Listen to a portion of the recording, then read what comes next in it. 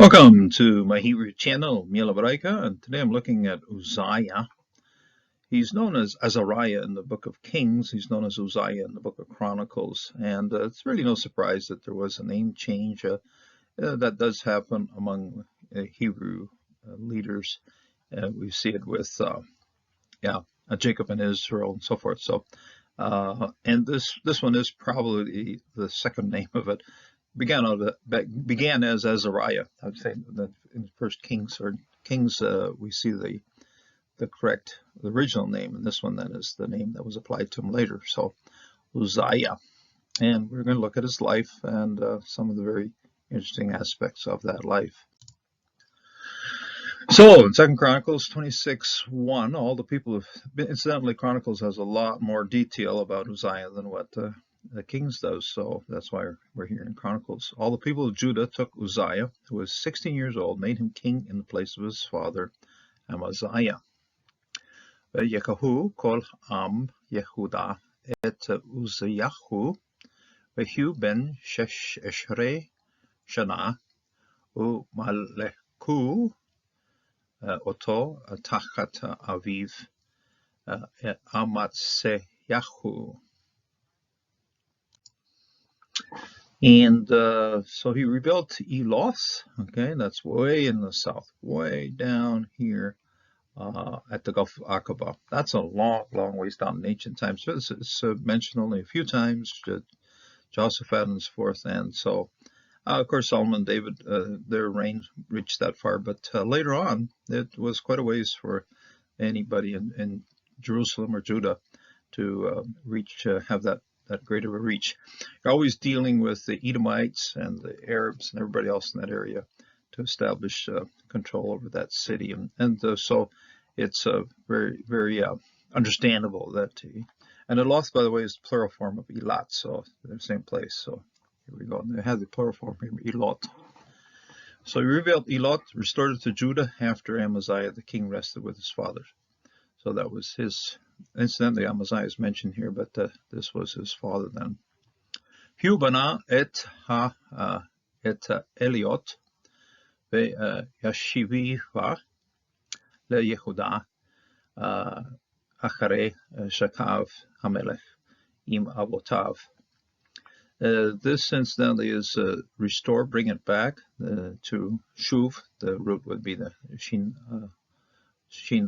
Vav Bet here. Shin Vav Bet is the root for Shivav. So returned it to Judah. Returned control of Eloth to Judah. Uzziah was 16 years old when he became king. He reigned for 52 years. That's a long stretch, one of the longer periods of reign. Although at the end he had to be co-regent with his son. Well, when Uzziah came down with leprosy, he had to share the leading of the kingdom with his son. There were a few years there that there was what was called a co-regency. In other words, they shared power during that time. Uzziah basically had to retire, and his son had to do most of the real work.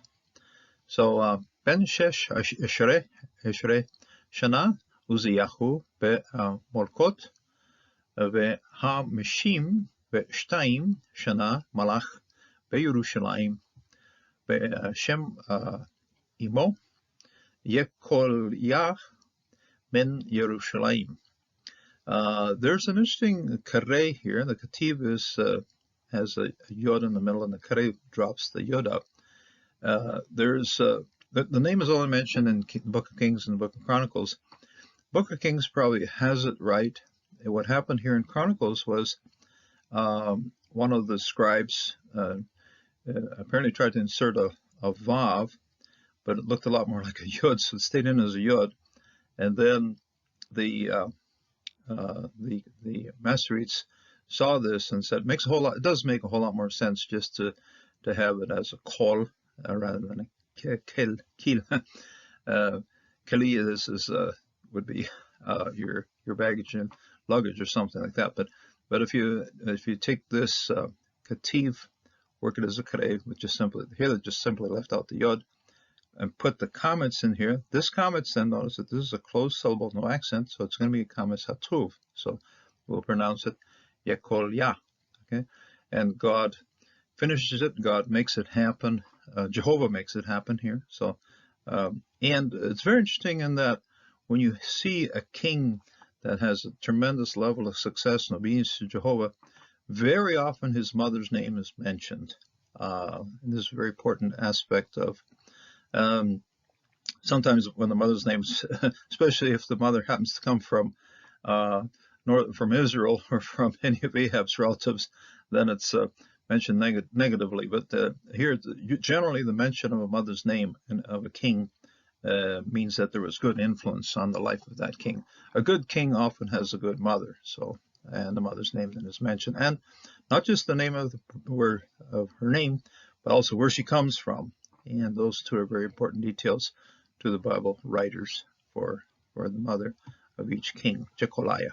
So this is, yeah. And he did what was right in the eyes of Jehovah, according to all his father Uzziah had done. Ve'az Yatzer, and he did correct the straight. Yatzer is to go straight here. Yatzer Benai Yehovah, in the eyes of Jehovah, Kekol Asher Asa Amaziahu Aviv, everything that his father Amaziah had done. And he sought God throughout the lifetime of Zechariah. Now, you find interesting, also, these are very interesting things. When a king is young and still under tutelage, still under guidance of others, especially a good high priest or good friends or good high priest, things go fine. It's later on in life when they believe they carry on things all by themselves that troubles set in. This is what happened here with Uzziah. So it's a warning to us. We're getting on in years. As you get older, don't believe in your own power as much anymore. I mean, don't believe that you can do it all. Still remain humble to the Lord no matter what happens. Interesting passage here. He sought God throughout his lifetime of Zechariah, the teacher of the fear of God. During that time, he sought Jehovah, and God gave him success. Okay?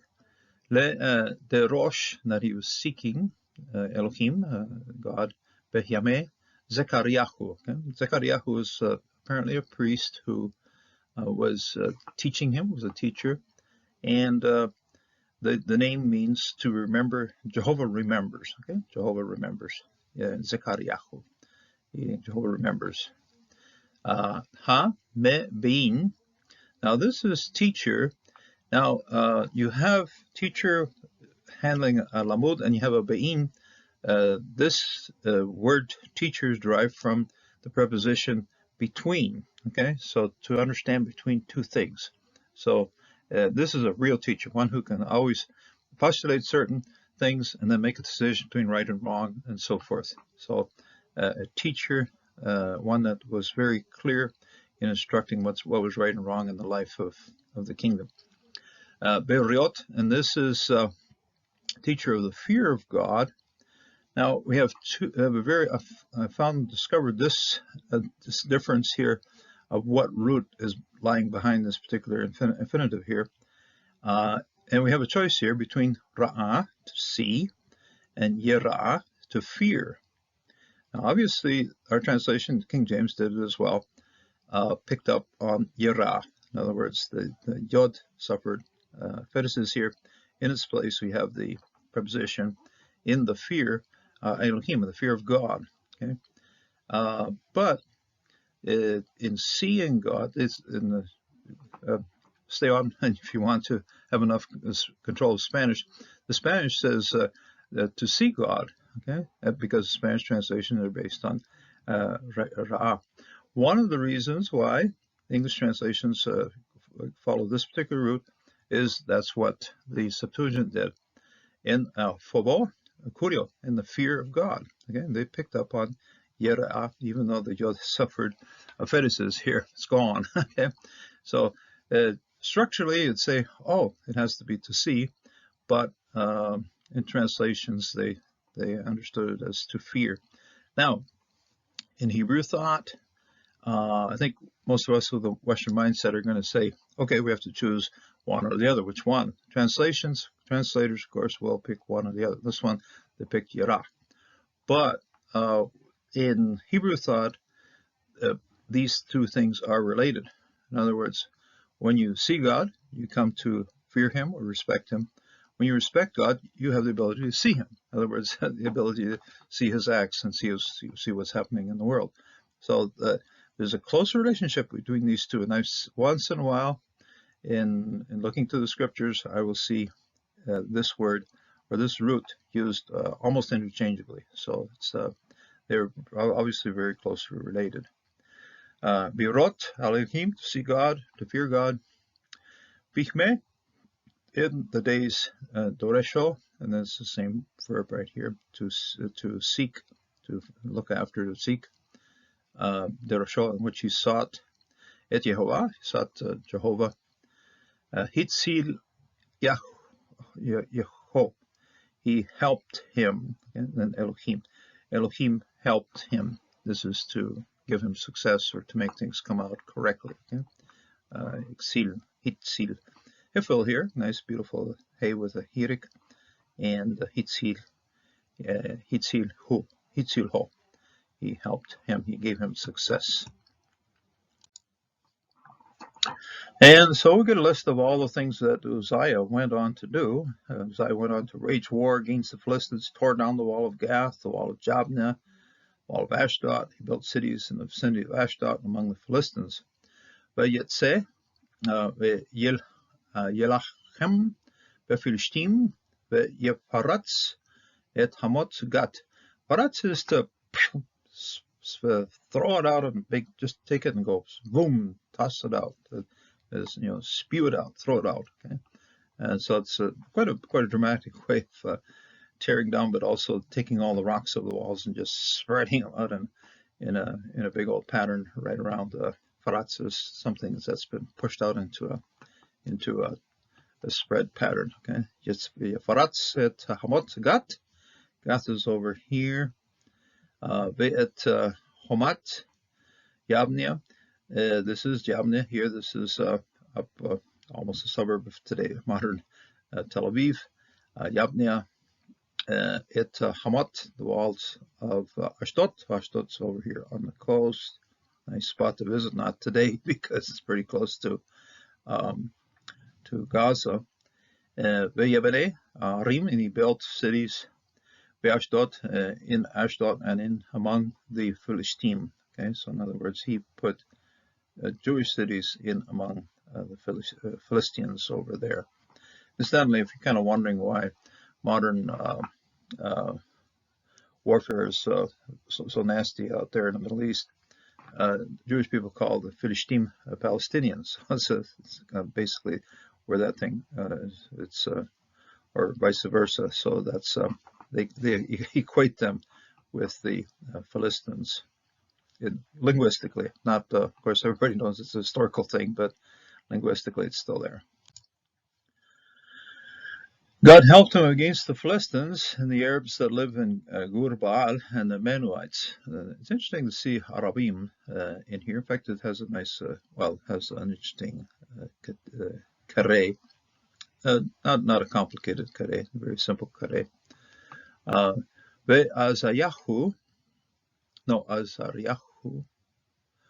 Oh, and he helped him. That is, that was so close to a name that almost, in fact, you can use it as a name if you wanted to. But Azaryahu, and then he helped him. Azar is to help him. Ha-Elohim, God helped him. Al-Philishtim, against the Philistines. Ve'al Ha-Arabim, Ha-Yoshvim, the ones who are living at Bagur. Baal, the Gur is to live in a temporary camp sort of thing. Gur, Gur. Baal, Veha Menunim. Menunim were out here just south of Arad. So, and there's a kare here. Kare is based on what we would see as an extra yod in here. The kare just drops one of the yods out, since it would be like a double plural if you left this one in here. You'd have a construct plural, then you have a normal plural on the end of it. But here It's just a simple plural. Okay, Arabim, the Arabs. So the Kare, it's not a big shift, just a what I call just a little shaping up the word here. Now the Ammonites paid tribute to Uzziah, and his fame spread even to the border of Egypt, for he became very strong. Vayetanu Hamonim mean ha. This is tribute. This is taxes. In other words, he placed enough power or authority over them for those people over Naaman, over Transjordan, to pay up taxes to him. Uzziah, Vayelech Shemo, and his name walked over Adbo to the place where it comes from, Mishraim. Okay, went all the way down to this end. Now there's a brook of Egypt here, and then there's still another 10 days walk to get over to Egypt. But his fame went a long ways, all the way out to Egypt. He was well known. He was known even over in Egypt. So Adbo Mishraim Ki Hazek, because he became very strong. Ad Ma'ala. On his height, his ma'ala, on the things that he was accomplishing, highly accomplishing. Okay, ma'ala, things going up and up for him. Okay, but this led to pride, and there's quite an interesting story in Chronicles about him going into the temple and trying to offer sacrifice on the incense altar, and all the priests following him in there, and then everybody getting really shook when all of a sudden a splotch builds up on his forehead, and everybody's looking at it, and they're getting all panicky about it, and even the king gets afraid. And in translation, this is called skin disease. The older translation called leprosy. It was something that was very noticeable and enough of an impurity to keep him from doing anything really in contact with people. At that point, he was sent on his way. He was placed in a separate house out in the garden, and that's where he had to stay the rest of his days. Tremendous blow and tremendous teaching to us. Watch out when things are going really well, because pride comes before a fall. So Jehovah afflicted the king. He had a serious skin disease until the day of his death. He lived in a separate house, while Jotham, the king's son, was over the household, governing the people of the land. Ve'yenga, and he struck. Okay, naga is to boom. We find this verb all over the place. Sometimes it's understood lightly, touch something, or sometimes it's understood to when Isaiah was in the temple, seraphim, one of the seraphs, came over and touched his lip with a burning coal. And like, boom, whoa! When the Lord touches you, when the Lord hits you, when the Lord burns your lips, the Lord does something to you, it really strikes home. So, V'nagah Yehovah et Hamelech, the king, beautiful Zegolate here. Vehi Shorah. Shorah means something that it has a spread out pattern to it. Okay? In fact, the Zerah, if you have a Zayin Red Aleph, means the pattern that's on a growing plant. Okay, plants. It also means the spreading of the rays of the sun.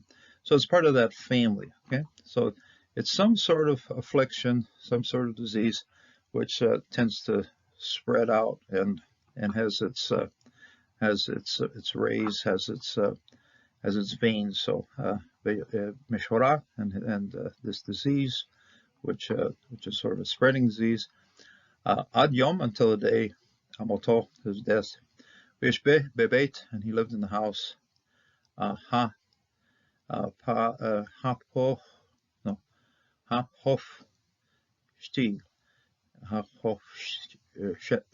Hafoshit.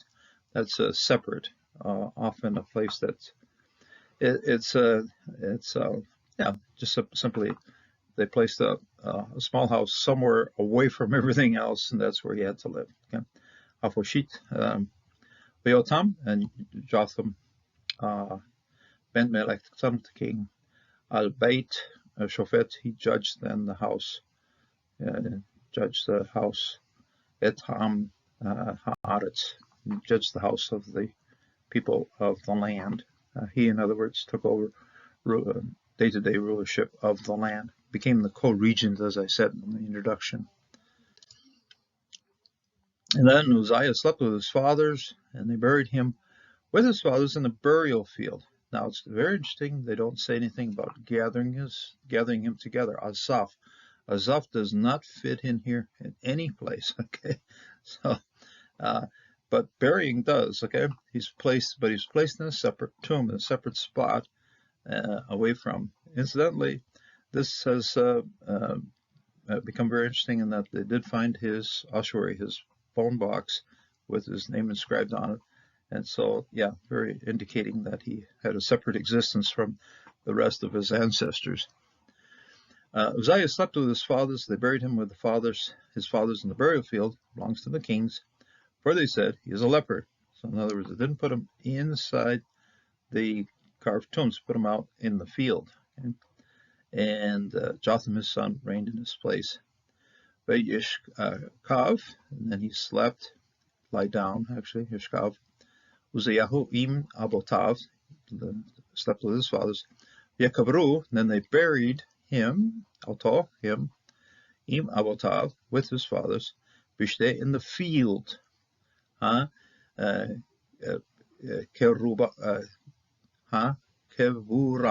that is the field of burial. Kevura. This is to bury, the verb here. This is then the noun, the burial field. Bashte kevura. Asher, the malachim, that belonged to the kings. Ki amaru, because they said, shora, a leper, a spreading disease was on him. Meshora, a disease with rays, and so visible disease, one that kept him away from all official functions and contact with people from then on. Really considered very unclean, and at this point separated and left very much apart. Meshorahu, him, V'yamalech, and he reigned Yotam, his son, Beno Tachatav. Okay?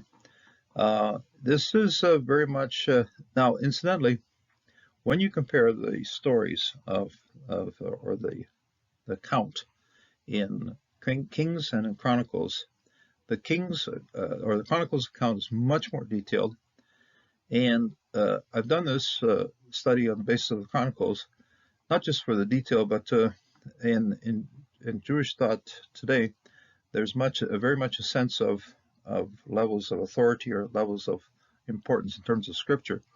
They place Torah first, then the Ketubim, and then the Nevi'im. The next is Nevi'im, and then next is Ketubim. Now, Chronicles is in the Ketubim, the writings, and so it's sort of at the bottom of the heap. If you buy a Hebrew printed Bible now, you'll find Chronicles way at the end. It's kind of left at the end. In Christian thought, all Scripture is inspired. In other words, from front to back, and that puts Chronicles on an even level with Kings. We don't have leveled. We don't have tiered inspiration. Our inspiration is inspiration of the whole Scriptures, and this allows us to apply far more importance to Chronicles than what other Jewish interpreters would do. And I find that important because Chronicles often has greater detail, has a lot of connection with real places, a lot of connection with things that can be proved archaeologically, and it just really does open the scriptures to not sort of say, okay, Chronicles sort of at the end and at the bottom. No, Chronicles is right up there with things that we're going to study. So I find it a very encouraging book just because of its details. So this leads us on to what we know from the New Testament. 1 Peter 5, verse 5, second half of that verse. Clothe yourselves, all of you, with humility toward one another, for God opposes the proud but gives grace to the humble. Uzziah has just did an immense amount of work, but in the end, believe it was all from his own power. Jehovah really had to bring a lesson to him in a very dramatic way, and it was through his illness. And this is something we have to understand. I'm not saying that any and all illness in us is a punishment from God, but what I am saying is when things have gone great or going great, at that point, be very careful to ever think that these things are happening in such a way of your own power. If things are going well, they're going well because Jehovah is giving it to you. But don't ever think that it's something that just comes from your own power. Anything good that's happening in your life is happening because Jehovah is giving it to you. I've also come to an understanding that even when we study the scripture in great, immense detail, we should never have the pride of saying, oh, wow, I know a whole lot. And if I know a whole lot, well, okay, I can carry on with myself. No, I think we always have to recognize that whatever we do know, we know because Jehovah has shown it to us, not because of our innate or our own abilities. No, whatever we know, whatever we are teaching, we receive from Jehovah. When I studied in Jerusalem, one of the things that really caught my attention was that some of my teachers there, who had immense capacity of Bible and knowledge and so forth, had become basically atheists, and it was kind of a scary thing. And I asked some of my other students, and so I said, "Well, why is that?" He said, "Well, there's been an immense amount of pride as to their abilities, and that pride has brought them to a place that makes them doubt the presence and the power of God, and the existence of God." So I'm saying this so that, hey, maintain a level of humility to such a degree that you always have a place for God in your heart. God bless you, and God strengthen you in this day. Until the next time.